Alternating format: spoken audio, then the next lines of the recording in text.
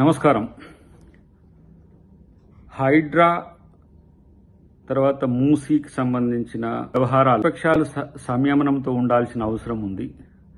ప్రజలకు నష్టం చేయాలనే ఆలోచన ప్రభుత్వానికి లేదు. కొంతమంది వ్యక్తులు మాత్రమే ఒక రెచ్చగొట్టే ప్రయత్నాలు చేస్తున్నారు.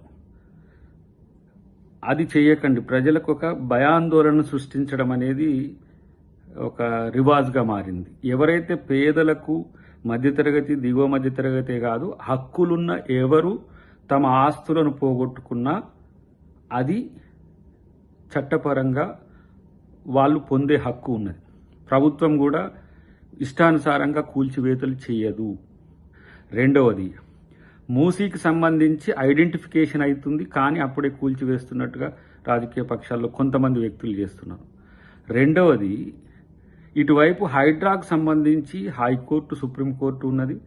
కస్టోడియన్గా ప్రభుత్వం కూడా ప్రభుత్వ ఆస్తుల రక్షణే లక్ష్యంగా చేసుకుంది తప్పితే వ్యక్తుల యొక్క ఆస్తులను కూలగొట్టడం ద్వారా ప్రభుత్వానికి వచ్చే అదనపు ప్రయోజనం లేదు.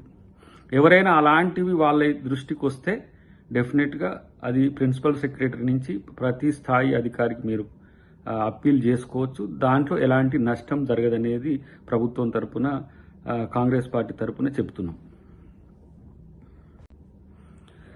రెండవది ఏంటంటే, ఇప్పుడు కేటీఆర్, హరీష్ రావు, తర్వాత ఈటెల రాజేందర్ గారు వీళ్ళు పేదల పక్షాన మేమున్నామన్నట్టుగా అంటున్నారు. మంచిదే.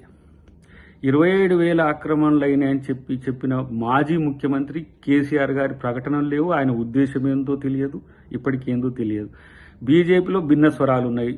సరే, కొంతమంది అనుకూలంగా ఉన్నారు, కొంతమంది వ్యతిరేకంగా ఉన్నారు. నేనేమంటున్నాంటే, ఇక్కడ మీరు ప్రజల పక్షాన ఎక్కడైతే అక్రమం జరుగుతుందో అక్కడ అక్రమంకు వ్యతిరేకంగా ఉండండి, ప్రజల పక్షాన ఉండండి. కానీ ప్రభుత్వం తప్పు చేస్తుందని చెప్పడానికి చేసే ప్రయత్నం ఎక్కువ చేస్తున్నారు. మరి కేసీఆర్ గారు 27,000 పైచిలకు ఆక్రమణలు ఉన్నాయని వాటిని రక్షించింది గత ప్రభుత్వమేనా? 10 సంవత్సరాలుగా కేంద్రంలో బీజేపీ అధికారంలో ఉన్నది, 9.5 సంవత్సరాలు బీఆర్ఎస్ అధికారంలో ఉన్నది. మరి వీళ్ళు ఇచ్చిన ఆక్రమణదారులకు మద్దతుగా ఉండడానికి ఏమైనా ప్రయత్నం జరుగుతుందా?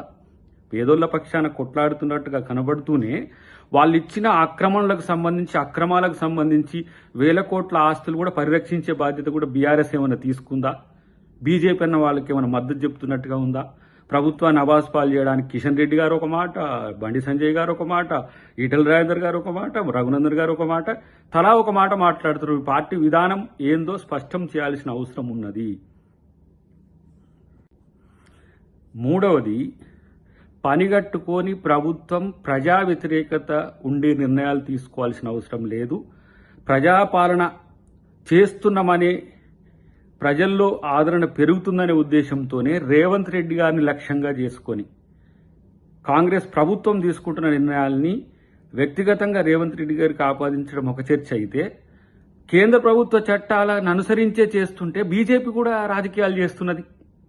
బీఆర్ఎస్ నేనేమంటున్నా, ఈ 10 సంవత్సరాల్లో మీ వల్ల లక్షల మంది మధ్యతరగతి వాళ్ళు ఈ ఎఫ్టీఎల్లో, బఫర్ జోన్లో కట్టుకున్న భూములలో వాళ్ళు నివాసాలు ఏర్పాటు చేసుకొని అపార్ట్మెంట్లలో కొని నష్టపోతున్నారు. మీ వల్లనే 10 సంవత్సరాల్లో ఇలాంటి సమస్యలు వచ్చినాయి. అలాంటి వాళ్ళకు కూడా డబుల్ బెడ్రూమ్ ఇళ్లతో పాటు ఏది మీరు కట్టినాయి, మేము కూడా లక్షల ఇండ్లు కట్టించి ఇవ్వడానికి ఒక ప్రణాళిక తయారు చేస్తున్నాము. కాబట్టి ప్రజలు భయాందోళనకు గురి కావద్దు. ఎందుకంటే ప్రభుత్వం భరోసా ఇస్తున్నది. అది రేవంత్ రెడ్డి గారు కానీ, కేబినెట్ కానీ మీకు భరోసా ఇస్తుంది. డెఫినెట్గా కాంగ్రెస్ పార్టీగా మేము కూడా అధికారులను వినియోగించేది ఏంటంటే, ఎలాంటి నోటీసులు లేకుండా, లేకపోతే పీడితుల దగ్గర ఎక్కడైతే దళితులు, బడుగు బలహీన వర్గాలు ఉన్నారో వాళ్ళ దగ్గర కూల్చివేతల విషయంలో మీరు నిర్ణయం తొందరపడి తీసుకోకండి. ఇది ప్రభుత్వానికి కూడా కొంత ఇబ్బందికరమైన పరిస్థితి వస్తుంది. కాబట్టి దీంట్లో ప్రభుత్వానికి వ్యతిరేకంగా జరిగే దాంట్లో మీరు వాళ్ళకి సహకరించినట్టుగా ఉండకనేదే నా విజ్ఞప్తి.